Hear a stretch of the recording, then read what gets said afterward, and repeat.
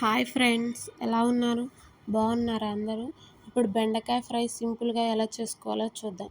ముందుగా కట్ చేసి పెట్టుకున్న బెండకాయ ముక్కలు, తరిగిన ఉల్లిపాయ ముక్కలు, హాఫ్ కప్ పల్లీలు, 2 పచ్చిమిర్చి, 1 ఎండుమిర్చి, 2 కరివేపాకు రెమ్మలు, తాలింపు గింజలు, జీలకర్ర తీసుకోవాలి. తర్వాత స్టవ్ మీద కళాయి పెట్టి ఆయిల్ వేసుకోవాలి. ఆయిల్ వేడైన తర్వాత పల్లీలు వేసి కొంచెం ఫ్రై చేసిన తర్వాత తీసి పక్కన పెట్టుకోవాలి. తర్వాత అదే ఆయిల్లో ఎండుమిర్చి, జీలకర్ర, తాలింపు గింజలు, పచ్చిమిర్చి, కరివేపాకు వేసి ఒకసారి కలుపుకోవాలి. తర్వాత ఉల్లిపాయ ముక్కలు వేసి కాసేపు ఫ్రై చేసుకోవాలి.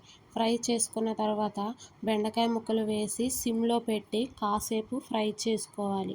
బెండకాయ ముక్కలు ఫ్రై అయిన తర్వాత రుచికి సరిపడా ఉప్పు, రుచికి తగినంత కారం వేసి కొద్దిగా పసుపు కూడా వేసి కలుపుకోవాలి.